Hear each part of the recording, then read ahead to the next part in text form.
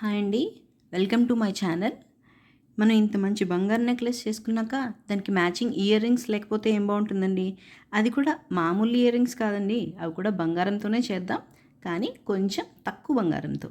దానికోసం నేను ఇటువంటి సన్న తీగ అమ్ముతారండి, దీన్ని బయట కొత్తిమీర అంటారు. అది ఒక తీసుకున్నాను, ఒక తీగ.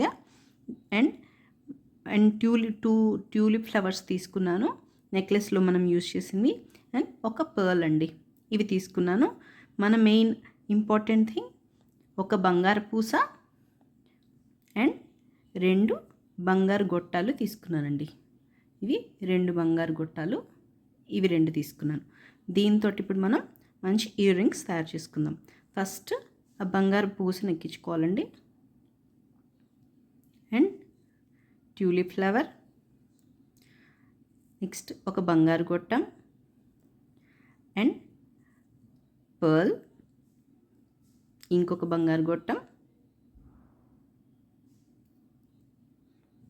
మళ్ళీ ట్యూలిప్ ఫ్లవర్ అండి. ఎక్కించేసుకుని మనం ఏదైనా పెన్సిల్ కానీ ఏదైనా పెన్ కానీ సన్నగా, కొంచెం సన్నగా ఉండాలండి, మరీ లావుగా ఉండకూడదు. మనకి ఈ మాత్రం ఇట్లా ఉంటే సరిపోతుంది అంది. ఎందుకంటే మనం రింగ్ కరెక్ట్గా పర్ఫెక్ట్గా రావడానికి ఏదైనా ఒకటి ఇట్లాంటివి తీసుకొని దాన్ని ఇట్లా చుట్టడమేనండి.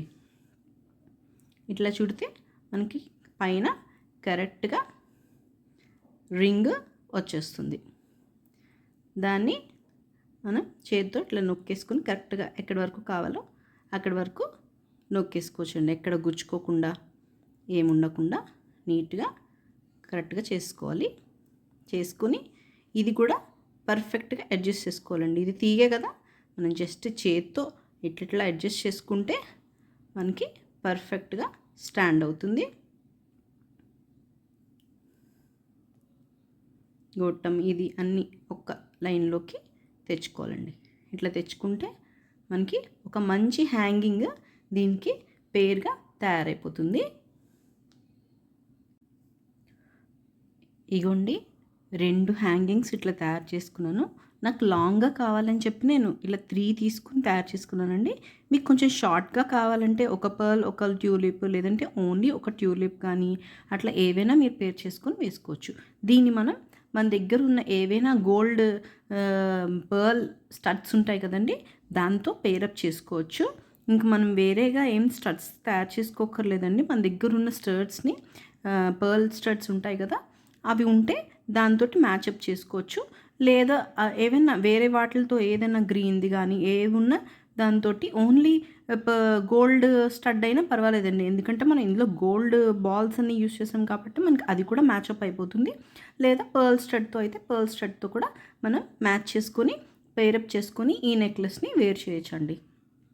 ఇందులో నేను తీసుకున్నది ఆ తీగ తీసుకున్నాను కదండి, అది మటుకు గోల్డ్ది ఏం కాదండి, ఇది ఆర్టిఫిషియల్ది. ఇట్లా అమ్ముతారు బజార్లో, దీన్ని కొత్తిమీర అంటారు.